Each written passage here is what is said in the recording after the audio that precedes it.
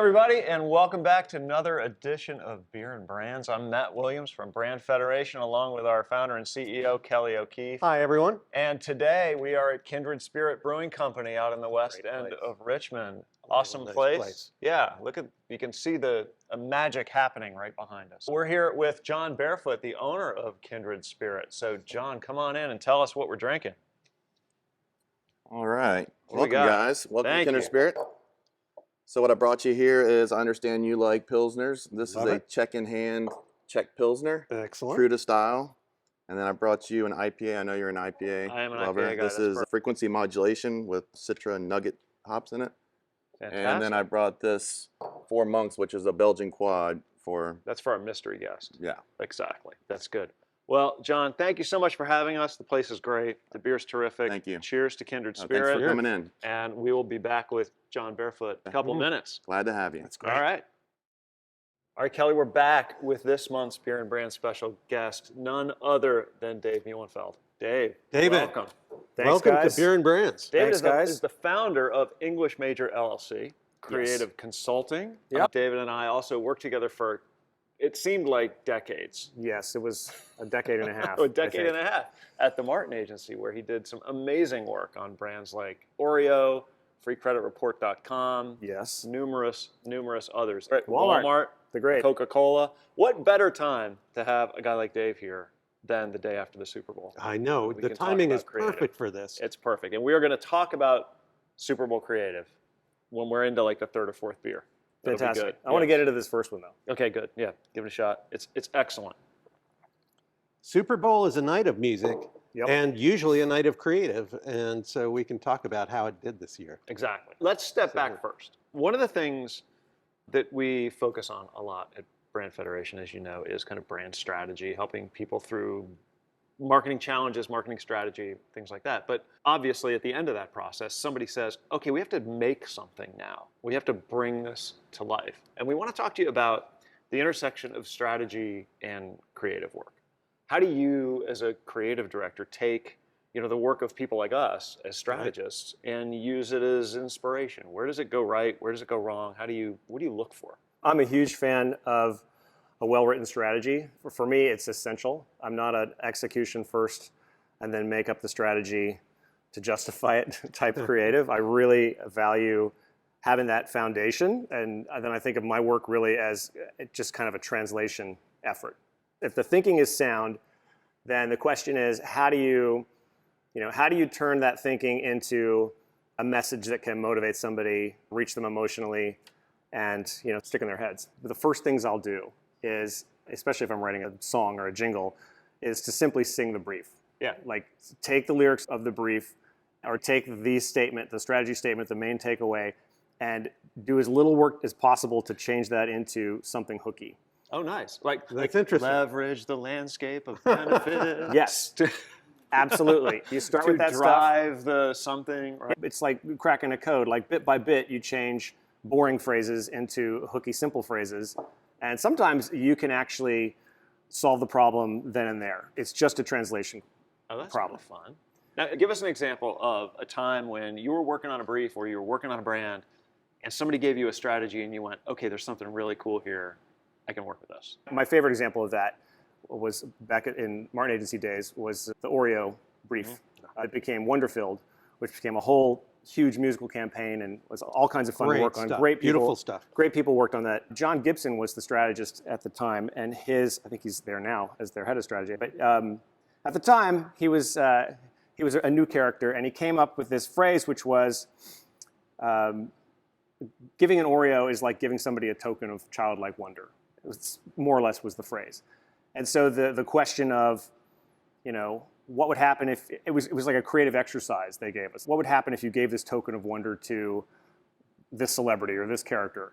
And that, wonder if I gave an Oreo to basically became the opening lyric of the entire campaign. And the song got rewritten like 30 times. And it was basically the strategy line that turned into a lyric that turned into this, great campaign, long-running campaign, global. Yeah. That's a very cool example of a strategy lifting creative and vice versa. What's interesting is one of the things as a strategist that I like least is when you turn over a strategy to a creative team and you get back an ad that is basically the strategy as an ad. Like, it hasn't gone anywhere with it. It hasn't transcended the strategic to become something, to your term, magical. Yeah.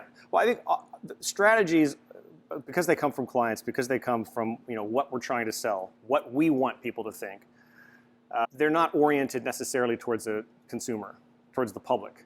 So we have to turn that, as creatives, we have to turn that into something that's essential and relevant to a consumer or a person walking down the street. And then that's when you need to translate it into, I mean, if you picture that Venn diagram, like things clients care about, things people care about, and there's like a tiny little spot in the middle, and you want to bring that spot to life. Yeah. Give me one that you look back on and you go, man, I wish I had that to do over.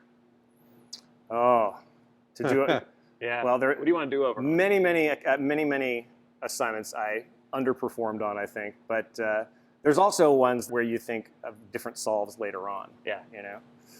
I think a lot of the Walmart work. Yeah. When I was working first on Walmart, there were a few pieces I was very proud of, but a lot of the work just kind of became, we would hit into these formulas, and then we keep stamping out the formulas, and then later on, Walmart, their work just hit a new level. I don't know exactly what happened. I don't know if it was a new agency, if it was a new clients in charge of things, but their work really, really leveled up and got braver and more interesting. And then when you see that work being done, you think, where were we? Yeah, it felt like they got back to something that was a higher level of truth about where the brand and the audience kind of intersected. And there was a time, I remember struggling through this, where you'd fall into these sort of expected retail sort of approaches, and that it looked and felt familiar. It looked and felt the way retail advertising was supposed to look and feel, but it didn't have anything magical, anything more connected. Yep. Mm-hmm. And it happens a lot when a client changes an agency and they renew their belief in some kind of higher level role for this brand, and that new agency has the latitude to do that again. And they did it. They did an amazing job. Yeah. And then of course there's many pitches where you think you've got the idea, then you don't win the pitch, and then the winning idea comes out and it's great. Often the winning idea comes out and you think, well, that was terrible. Yeah. I'm glad we didn't get them. Yeah. But I remember the Arby's pitch. Yep. We pitched Arby's. We had a great campaign. I wrote a little song for it. I thought it was great. We did not win, and then they immediately came out with "We Have the Meats," which I just thought I couldn't have come up with that. It was so perfect for Arby's. Good for them. Yep. Fallon did a great job with that. Well, I remember they called me when we didn't get that business, and the CMO called and said, "Look, you guys had it. We were ready to give you this business," and then they showed up with an idea that we absolutely had to do. Great idea. And you didn't lose. They won it, and when you see it, you'll understand. And it was the We Have That's the a Meats really campaign. nice call to get. That is a good call. It's not as good as the win call. No. But if you're going to get a loss call, I guess that's the one you want. It's a good loss call. David, we can't have you here without talking about jingles. And so I'd love to hear about some of your favorite jingles of all time. There's a lot of great stuff over the years. In my actual advertising career, so this is once I'm working in the business, the first one that woke me up was the Starburst Little Lad Dance. That might not qualify as an actual jingle, but it makes you want to sing along. I'm a little lad who loves berries and cream, berries and cream, berries and cream. I'm a little lad who loves berries and cream. That guy is awesome. It's amazing. Did not think that would be on your favorite list. It's absolutely on my list because it brought that joy back that I used to have when I watched commercials when I was a little kid. Oh, it was just so ridiculous and celebratory and fun. So that was one. The next one has to be Grr, which is a Honda song from the mid-aughts or something. I don't know. It was a long time ago. It was back when they were trying to sell us clean diesels, and they had Garrison Keillor. Boy, there's so much cancellation just in that one spot. You've got diesels, you've got Garrison Keillor, but at the time, the song was amazing. The song was amazing. It was amazing. The lyric was, "Can hate be good? Can hate be great? Can hate be something we don't hate? Can hate be good? Can hate be great? Can hate be something we don't hate?" I mean, it was really, really cute. It was animated. But what I liked most about it was because was that the core of the song was a great idea hook. Can hate be good? Mm-hmm. Yeah. Can hate be great? Can hate be something we don't hate? I mean, you could have done that musically, but you could just as easily have not done it with a song. Yeah. And so that actually became one of my mantras when I write music, which is the idea is the hook, not the melody. And maybe if I wrote better melodies, I would say the melody is the hook. But honestly, when an idea is great, even in a pop song, it can carry, a mediocre talent to a hit. So that's like the first line of the Wonderfilled song. Wonder if I gave an Oreo that's the to idea. somebody, The idea is the happen? hook. Yeah. So the idea is the hook, and the Grr spot did that perfectly. And then the next one that really moved me was the Open Happiness tune for Coca-Cola.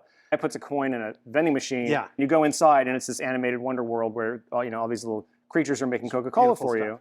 And that's fantastic. And that bum, bum, bum, bum, bum, which corresponds to open happiness, that was the little tune that ran through it. But then that same tune was a mnemonic at the end of a million ads. And then ultimately, that mnemonic became the whoa, the huge sing-along chorus of the World Cup soccer song, Waving Flag by Kanan, which was an existing song.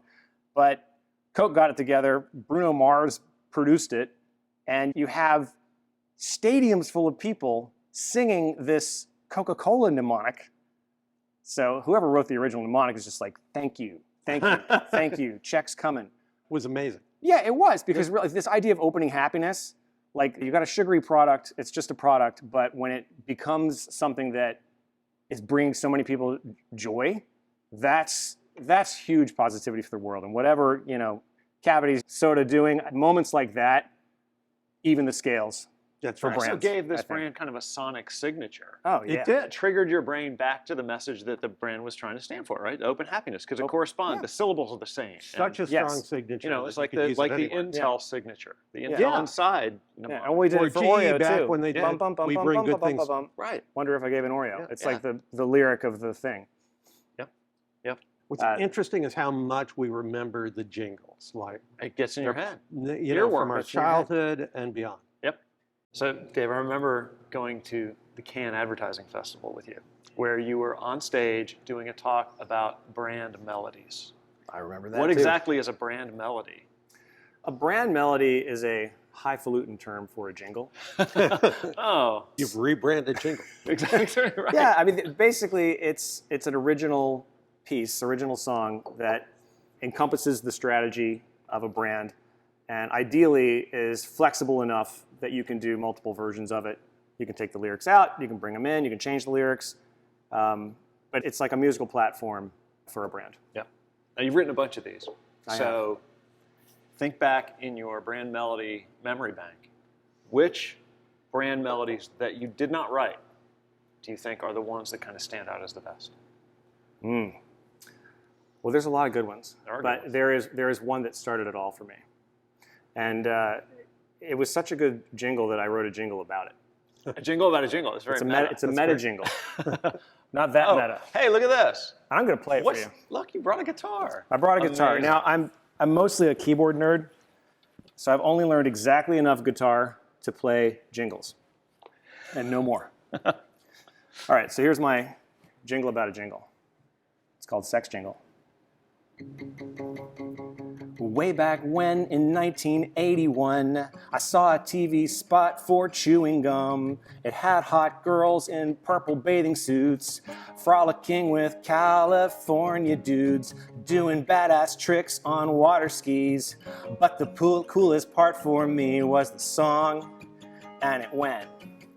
Get your skis shined up, grab a piece of juicy fruit. The taste is gonna move ya up, move you out. The taste is gonna move you when you pop it in your mouth. The taste is gonna move you when you pop it in your mouth. What? It was a sex jingle, a rated X jingle, masquerading as a wholesome family tune. It was the best jingle. It made my parts tingle. That's when I knew what I was born to do. Now, so many years have come and gone. I wrote about 100 silly songs. Well, maybe 1 or 2 have been sincere. But every time I write a new one, I'm really looking backward to one. It's really juicy fruit that brought me here. All right. That's Sex Jingle. That's the it? world That is- debut of Sex I'm drinking Jingle. that. There it is. You heard it here on Beer and That's the one that started it, and to this day I like it because there were a whole bunch of jingles just like that at that time period, the early Just 80s. vaguely suggestive jingles. Vaguely suggestive you didn't jingle. get I as you wasn't were a picking kid. it up then because I was 9 or whatever. But yeah, it felt like a pop song. It was fun. It was sunny. It just said, advertising is a fun place. And that kind of went away for a while. It became cynical. It became ironic. It became too cool. But I always really loved just that straight up sunny Southern California good time vibe. It's a great Awesome. Here's the question of the day after the Super Bowl. Okay. Give me some winners and losers from Super Bowl advertising. Last night I think was not an A+ creative night. See, we always the say Super that Bowl. the day after the Super Bowl. The ad people get together and they drink beers at 10:30 in the It's morning. not as good as it used to be. 10:30 in the morning, and they go, these ads are terrible. Ours were better 10 years ago. How come none of the advertising in the Super Bowl isn't good anymore? That's true, but Dave's right on this one. Yeah. It was a sad and mildly amusing Super Bowl. But in terms of memorable spots, there were few. Yeah. There were few. Yeah, I do think there was a conscious effort, with the exception of the Jesus Gets Us commercials. Yeah, those were cool. Which I thought worked, but there was a conscious effort to keep it light this year. We were talking a little earlier about some of the ads. I'm coming around to the Jack Harlow triangle Doritos, Okay. Doritos bit. Yeah. I don't know if it's his smile, if it's his personality, if it's the fact when the triangle hits, it actually sounds like a little trap music hi-hat. It was pretty well done. Yeah. That spot made me smile. The pet food spot Oh, over the years. Oh. over the years. Yeah, that was really nice. Well, at first I It couldn't. was almost indistinguishable from the Amazon spot Yes. with a dog That's true. sort of There aging was over an aging The dog. Amazon Yeah. spot had me. I did not see the end coming because I thought they were just going to finally start taking the dog with them. Yes. Yeah, 'Cause right. You look out the window and the dog's always looking out the window. Oh, they're That going would away have been without an me. easier solution to that Yeah, I'm problem. like, just buy a kennel, take your dog in your truck to wherever you're going. Yeah. Don't leave your pit bull alone in the house. Because he's tearing the crap out of your house. He's tearing the crap out of it. Right. And then they get him another dog? You think the house isn't going to be like doubly shredded next time they come home? As It soon was as a they sweet- it cut, was a sweet ad, both though. those dogs just wrecked the crap out of just that. Yeah, shred it. there's no question about it. Yeah, but the other one, now this is the problem. I'm forgetting the brand name. Farmers dog food. This is the problem. This is the problem. They didn't lean quite hard enough on the name, but I kept thinking, you start to realize, man, this dog is hanging around a long time. Yeah. You're seeing children. This dog's what, 14, 15? How old is They this let him get dog? grayer, like the What's age of going the on? dog, so that was okay. Yeah, and then you realize, oh, that's actually the point. Exactly. Yeah, You got it actually had a right. point. Just Yes. wait to the end, Dave. You should do this for a living. Yeah, that was quite well done too. I like the Workday rock stars. I thought they were fun. You didn't like that. I didn't like that. Why not? Well, one, I thought these were the aged out rock stars. Totally For were. sure. I think that's why I liked them. So I'm sure that, there are a lot of identify with boomers those out rock there stars? saying, by God, that's a good spot. I thought the premise was great though. Like you could have made that a 15-second ad, and I would have loved you just because to actually point out that you're not actually a rock star just because you came up with a really nice PowerPoint presentation. That's a strategy statement. Yes. That's great. This is the strategy nerd in me that made me like that ad, which is Okay, like, okay, yeah. there's an observation about the world that somebody made and then somebody did something with. Yes. We need Yes. to stop calling each other rock stars. We're not rock stars. At least it had an idea, which put it among the top 10, no doubt. At least. I was going to point out a very similar strategy. Someone needs to make this ad too. There's an ad that's chasing me on LinkedIn that's all about a day in the life of a founder. All about how hard it is to found a business, which it is, but they capitalize founder. Like you're talking about Thomas Jefferson. like George Washington. Yeah, you're not you started a company. Yeah. You're not a founder.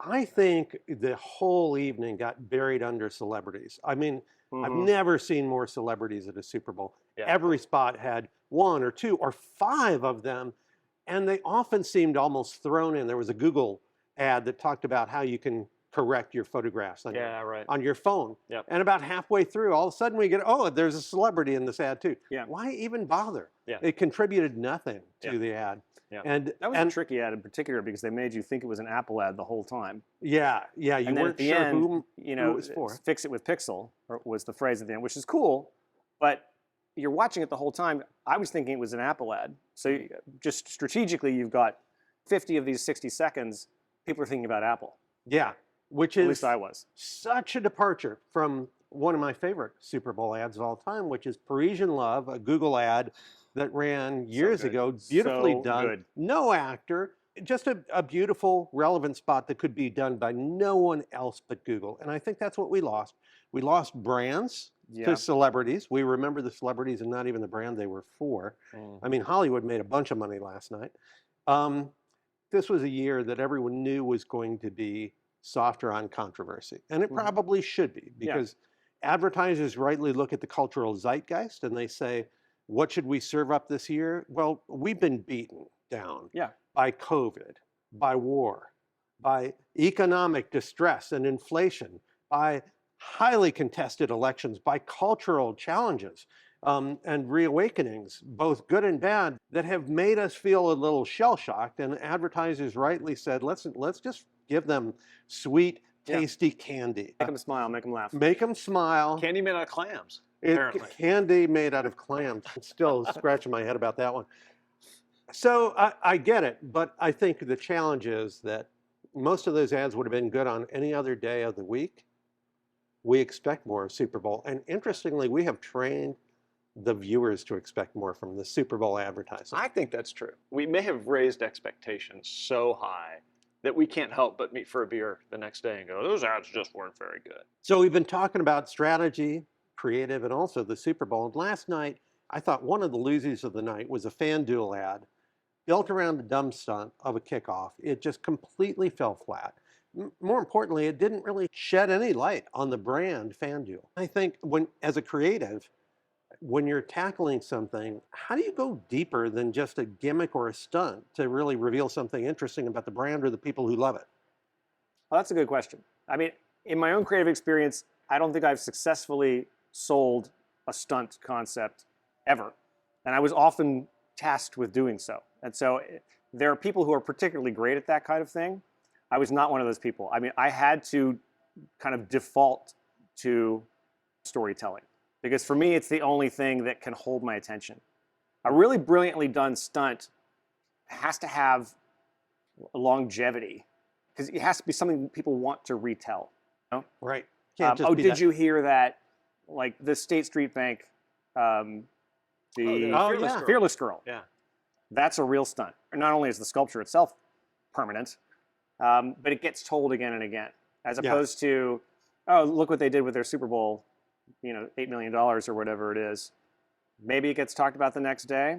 If it has a point to it, if it's making a point, it feels like it has meaning for the brand, and there's some, even if there's not longevity to the stunt, there's something very close to the surface of the stunt that makes a point about the brand. So when Mini strapped itself to an SUV, that was brilliant. I get it. It says something to me about this brand. But when FanDuel hires Gronk to kick a field goal, and I go, well, what the hell was that? It's a PR move. What was that? It's what am I supposed to think about that? You hear a lot of talk about brand actions, right? Yeah. That was the phrase. It was not just your brand messaging, but your brand behavior. And so behavior is like, well, okay, what do we do? Is it a pop-up store? Is it a, do we sponsor this thing? Do we sponsor that thing? Do we do a crazy stunt? And I think there was initially a vogue and an excitement around that, because some brands were doing cool things.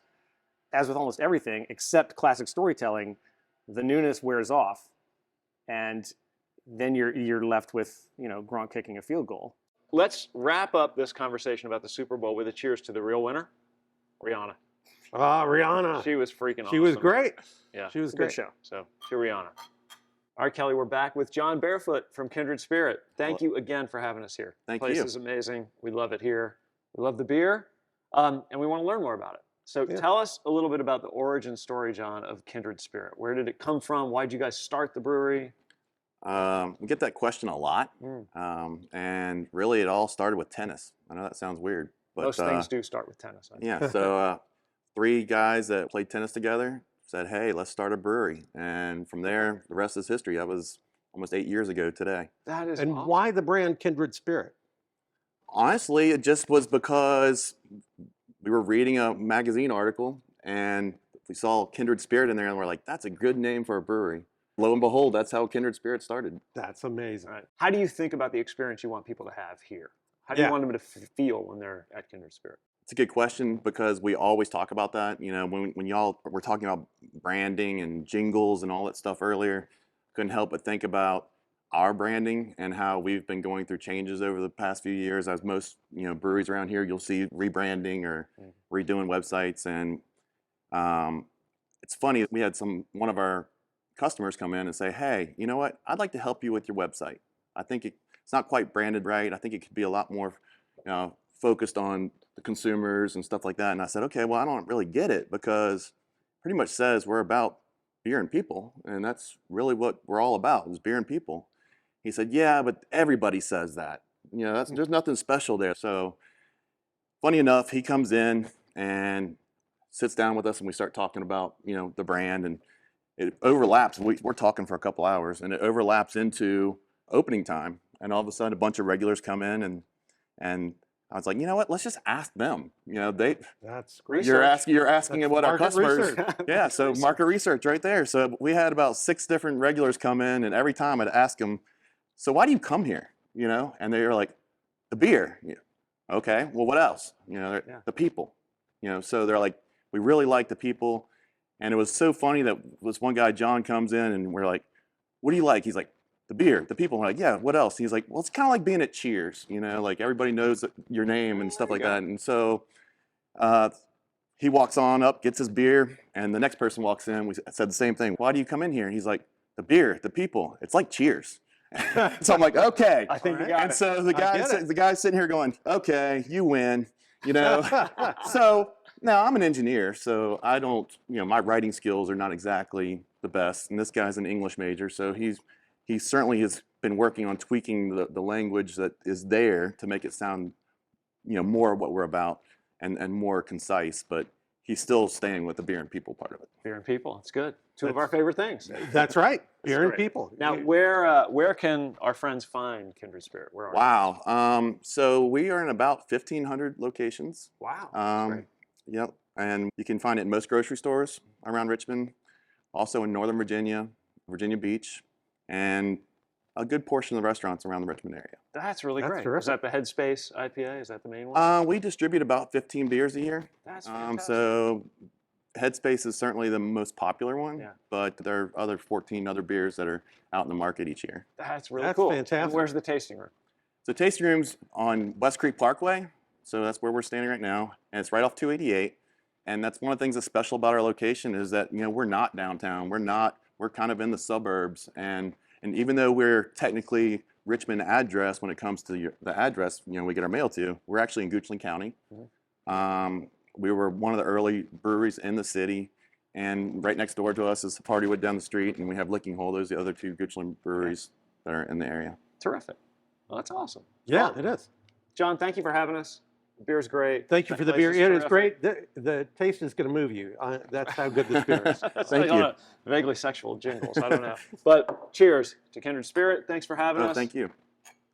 And thanks to all of you for joining Kelly and me and all the folks at Brand Federation for another edition of Beer and Brands. We'll see you next time. Thanks. See you soon.